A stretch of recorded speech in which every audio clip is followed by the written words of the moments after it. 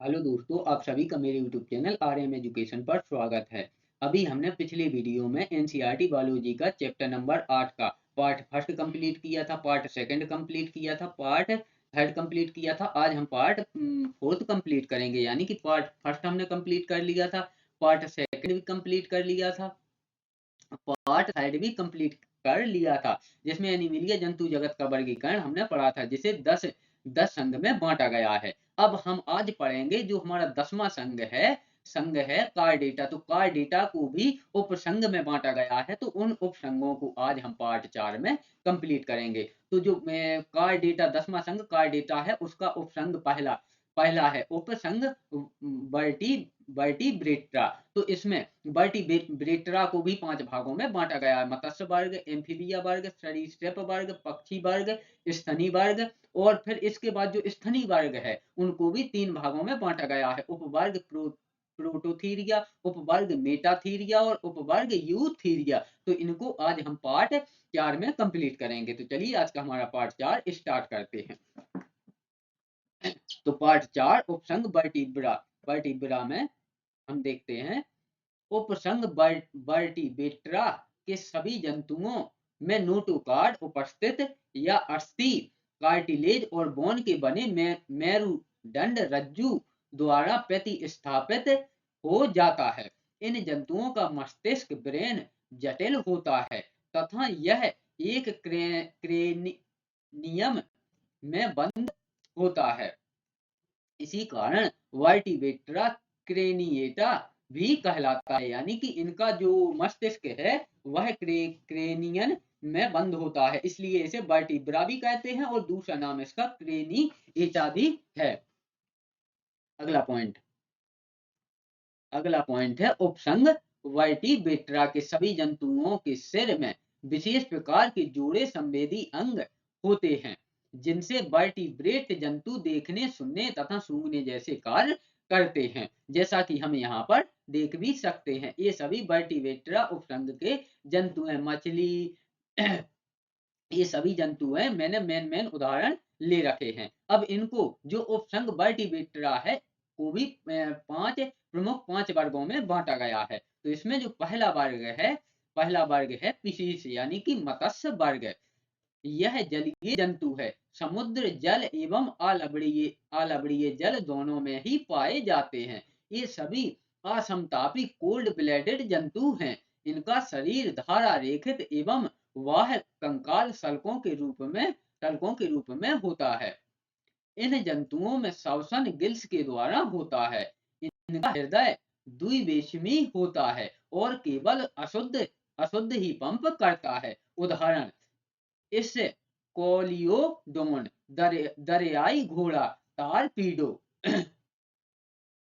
Torpedo समुद्री घोड़ा, स्केलियोडोन और टिकरे रोहू। तो ये सभी मत्स्य वर्ग के अंतर्गत आते तो बहुत से हैं, लेकिन मैंने ये उदाहरण के तौर पर ये लिख रखे हैं। अगला है एम्फीबिया वर्ग। एम्फीबिया वर्ग के सभी प्राणी जल एवं स्थल दोनों में रहते हैं, अर्थात ये उभयचर होते हैं। अंगुलियों पर नाखून नहीं पाए जाते हैं। इनका श्वसन किलोमों, त्वचा व फेफड़ों द्वारा होता है। हृदय में 2 आलिंद एवं 1 निलय होते हैं। लाल रक्त कणिकाएं केंद्रक युक्त होती हैं। इनका इनका निषेचन एवं भ्रूण विकास जल में होता है। उदाहरण: मेढक, टोड, हाइला, न्यूट, प्रोटियस प्रोटियस ये एम्फीबिया वर्ग में आते हैं, यानी कि ये जल और स्थल जो दोनों जगह रह सकते हैं। अगला है सरीसृप वर्ग। सरीसृप वर्ग सरीसृप वर्ग के जंतुओं की त्वचा सूखी तथा खुरदरी होती है। त्वचा पर सल्कों का वाह कंकाल होता है। ये मुख्यतः रेंगकर चलने वाले जंतु हैं। ये जल एवं थल दोनों में निवास करते हैं। इनका शरीर शीर्ष, ग्रीवा, छड़ व पूंछ में बटा होता है। 2 जोड़ी पाद होते हैं। प्रत्येक पाद में 5 अंगुलियां तथा प्रत्येक अंगुली में एक नखर होता है। इनका कंकाल पूर्णतया अस्थल होता है। श्वसन प्रारंभिक अवस्था में गिल से एवं विकसित अवस्था में फेफड़ों से होता है। अगला पॉइंट है, इनकी लाल रक्त कणिकाएं केंद्रा के युक्त होती हैं। हृदय 3 कोष्ठीय होते हैं। नोट: अपवाद: जो घड़ियाल में 4 कोष्ठीय हृदय होता है यानी कि इन इस कैटेगरी में जो घड़ियाल होता है, यानी कि रेप्टिलिया वर्ग में जो घड़ियाल होता है, यह इसमें अपवाद है। बाकी सभी का हृदय 3 कोष्ठीय होता है, लेकिन घड़ियाल का 4 कोष्ठीय होता है। अगला पॉइंट, इनका मूत्राशय एवं मलाशय एक ही नली में खुलते हैं। निषेचन आंतरिक होता है। अधिकांश अंडज जंतु हैं। इनके अंडे कैल्शियम कार्बोनेट की बनी कवच से ढके रहते हैं। अंडे बड़े एवं प्रीतयुक्त होते हैं। उदाहरण: छिपकली, सांप, घड़ियाल। जैसा कि हम यहाँ चित्र में भी देख सकते हैं, ये सभी रेप्टिलिया वर्ग के मुख्य जंतु हैं। चौथा यानी कि डी वर्ग है एविस यानी कि पक्षी वर्ग। एक गर्म रक्त वार्म ब्लेडेड जंतु हैं। इनके इनके अगले 2 पाद उड़ने के लिए पंखों में रूपांतरित हो जाते हैं। इनका हृदय 4 भाग का होता है, 2 आलिंद एवं 2 निलय। इनकी गर्दन घूमने वाली होती है तथा जबड़ों में दांत अनुपस्थित होते हैं। नोट: नोट यानी कि यहाँ पर जो इसके मुख्य बिंदु हैं उनको मैंने दिया है। तो नोट में सबसे बड़ा जीवित पक्षी शुतुरमुर्ग एवं सबसे छोटा पक्षी हमिंग बर्ड है। क्योंकि इसको मैंने नोट में इसलिए दिया है क्योंकि ये क्वेश्चन बहुत ही बार पूछे जाते हैं कि सबसे बड़ा जीवित पक्षी कौन है, तो वह शुतुरमुर्ग है, और सबसे छोटा पक्षी वह है हमिंग बर्ड। अगला है तीव्रतम सुविप्त पक्षी है। तो तीव्रतम सुविप्त पक्षी है अवाबील। यानी कि अगर बात करें तो सबसे तेज उड़ने वाला पक्षी है अवाबील। अगला पॉइंट है विलुप्त पक्षी। तो विलुप्त पक्षी है डोडो मॉरिशस में मिलता था। अगला है सबसे बड़ा अंडा शुतुरमुर्ग का होता है। एक अंडे की लंबाई 15 से 20 सेंटीमीटर, व्यास एवं 10 से 15 सेंटीमीटर 15 से 20 सेंटीमीटर व्यास से 10 से 15 सेंटीमीटर होती है एवं वजन 1 किलो 650 ग्राम से 1 किलो 780 ग्राम तक होता है। सबसे छोटा अंडा जमाइका की बर्बियन हमिंग बर्ड का है। अगला पॉइंट है, ये समतापी होते हैं। इनकी अस्थियां खोखली होती हैं और इनमें वायु कोशाएं होती है, अर्थात पक्षी हड्डियों में छोटे छोटे छिद्र होते हैं। इनमें वायु भरी होती है जो इनके शरीर को हल्का बनाती है। इसके कारण इन्हें उड़ने में सहायता मिलती है। अगला पॉइंट है जनन व गुदा छिद्र एक ही होता है। मूत्राशय एवं मलाशय एक ही होता है, इसलिए इनकी विसरा कीचड़ के समान होती है। अब यहाँ पर अगर हम साधारण शब्दों में बात करें तो जो पक्षी होते हैं उनके पक्षियों की यानी कि जहाँ जो लेटरिन करते हैं बाथरूम करते हैं वह एक ही जगह होती है, इसलिए जब ये लेटरिन करते हैं तो इनकी विसरा कीचड़ यानी कि इनकी लेटरिन कीचड़ के समान निकलती है। क्योंकि बाथरूम और लेटरिन एक ही जगह से निकलती है तो ये मिक्स होकर निकलते हैं, इसलिए कीचड़ के समान होती है। अगला अगला पॉइंट है, नर में मैथुन अंग पाया जाता है और निषेचन आंतरिक होता है। अंडे बड़े एवं प्रीतियुक्त होते हैं, यानी कि इनका जो नर होता है उसमें मैथुनांग होता है। जैसा कि हम यहाँ पर अब उदाहरण के तौर पर भी देख सकते हैं, ये सभी पक्षी ये हैं मुख्य, लेकिन आते पक्षियों की तो बहुत वैरायटी, लेकिन कुछ के मैंने यहाँ पर उदाहरण के लिए आपको दिए हैं।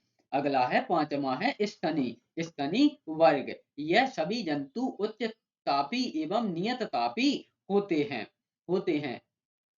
इनके शरीर पर रोम या बाल पाए जाते हैं। त्वचा त्वचा मोटी होती है और इसमें स्वेद ग्रंथियां एवं तेल ग्रंथियां पाई जाती हैं। अब इस स्तनी वर्ग में हम मनुष्य आते हैं और इस स्तनी वर्ग को भी अभी 3 उप वर्गों में बांटा गया है, जिसको हम आगे नंबर बाई नंबर पढ़ेंगे। अगला पॉइंट है, इन जंतुओं के मादा में बच्चों को दूध पिलाने के लिए स्तन ग्रंथियां पाई जाती हैं। अगला पॉइंट है, इन जंतुओं का हृदय 4 कोष्ठों से मिलकर बना होता है, जिसमें 2 आलंद एवं 2 निलय होते हैं। इन जंतुओं के लाल रक्त कण में केंद्रक का अभाव होता है। अगला पॉइंट है, यह जंतु विषमदंती होते हैं, जिनमें इंसाइजर इंसाइजर कैनाइन, प्रीमोलर तथा मोलर दांत होते हैं।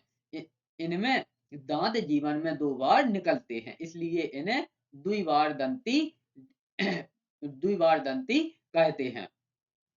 अगला पॉइंट है, इन जंतुओं के नर में स्पष्ट मैथुनांग शिशन सदैव उपस्थित उपस्थित रहते हैं। अधिकांश जरायुज जंतु हैं, जैसा कि हम यहाँ पर देख भी सकते हैं। मनुष्य, ये सभी जंतु स्तनी जंतु में आते हैं। अब इनको भी 3 वर्गों में अलग अलग बांटा गया है, तो उनको हम विस्तार से पढ़ते हैं। स्तनी वर्ग के जंतुओं को 3 उपवर्गों में बांटा गया है। पहला है प्रोटोथीरिया, दूसरा है मेटाथीरिया और तीसरा है वह है यूथीरिया। तो पहला देखते हैं, वह है उपवर्ग प्रोटोथीरिया। तो इस वर्ग के सदस्यों में स्तन ग्रंथियां उपस्थित होती हैं, लेकिन उसमें चुचूक नहीं पाए जाते हैं। ये अंडे देने वाले स्तनधारी हैं, इसलिए इसे ओवीपेरस कहते हैं। वह कर्ण अनुपस्थित होते हैं। उदाहरण, डक बिल्ड प्लेटिपस एकेडिना। अब अगला है बी, उपवर्ग मेटाथीरिया। तो उपवर्ग मेटाथीरिया इस वर्ग के जंतु ना तो अंडे देते हैं और ना ही पूर्ण विकसित बच्चे को जन्म देते हैं, अर्थात ये अपरिपक्व बच्चे को जन्म देते हैं। बाद में इस बच्चे का विकास माता के उदर में पाई जाने वाली विशेष थैली होता है, जिसे जिसे मार्कुपियल थैली कहते हैं। अगला पॉइंट है, इस उपवर्ग के जंतु में स्तन ग्रंथियां पाई जाती हैं, लेकिन इसके चुचूक मार्कुपियल थैली में खुलते हैं और यहीं से अविकसित बच्चे का पोषण होता है। अगला पॉइंट है, इसमें वाह कर्ण उपस्थित रहता है। इसके शरीर का तापमान सदा समान होता है। उदाहरण, कंगारू, बेंडिक्यूट, डाइडेफिल्स। यानी कि जो जो ये प्रोटोथीरिया जंतु हैं, तो इसमें इसमें ना तो ये पूरी तरह, जैसे जिस प्रकार से हम मनुष्य का बच्चा 9 महीने के बाद पूर्ण विकसित होने के बाद जन्म लेता है, तो इनका इनका बच्चा पूर्ण विकसित नहीं होता है, उससे पहले ही इनका जन्म हो जाता है। उसके बाद जैसा कि हम अगर उदाहरण में देखें, तो कंगारू का बच्चा बिल्कुल छोटा सा, यानी कि अर्ध विकसित बच्चा पैदा हो जाता है। उसके बाद इनके अंदर जो पेट के पास थैली होती है, तो वहीं इनके चुचूक खुलते हैं, तो उसके अंदर ये डाले रहते हैं और ये अंदर ही दूध पी के अपना विकास करते रहते हैं। तो इस प्रकार से इनका विकास होता है। तो ये प्रोटोथीरिया मेटाथीरिया के अंतर्गत आते हैं। अब अगला देखते हैं, उपवर्ग यूथीरिया, जिसमें हम मनुष्य आते हैं। उपवर्ग यूथीरिया, इस उपवर्ग के मादा पूर्ण विकसित बच्चे को जन्म देती हैं। स्तन स्तन ग्रंथियां पूर्ण विकसित होती हैं। इसमें चुचूक पाए जाते हैं। इनके जबड़े में दांत पाए जाते हैं। अगला पॉइंट है, इन जंतुओं में गर्भाशय तथा योनि पूर्ण विकसित होते हैं तथा आपस में जुड़े होते हैं। निषेचन आंतरिक होता है। उदाहरण उदाहरण, मनुष्य, चूहा, बिल्ली, गाय, बंदर, हाथी। ये सभी यूथीरिया के अंतर्गत आते हैं, यानी कि यह पूर्ण विकसित बच्चे को जन्म देते हैं। उसके बाद इनके शरीर पर चुचूक होते हैं, जिनसे यह दूध पिलाकर और अच्छी तरह उनका विकास करते हैं। तो इस प्रकार से हमने एनसीईआरटी बायोलॉजी का चैप्टर नंबर 8 वर्ग की को बहुत ही विस्तार से 4 पार्टों में कंप्लीट किया। अगर यह वीडियो आपको पसंद आया हो तो वीडियो को लाइक करें, चैनल को सब्सक्राइब करें। प्रतिदिन ऐसे ही एनसीईआरटी सिलेबस पर आधारित नोट्स पाने के लिए। तो वीडियो में अंत तक बने रहने के लिए धन्यवाद।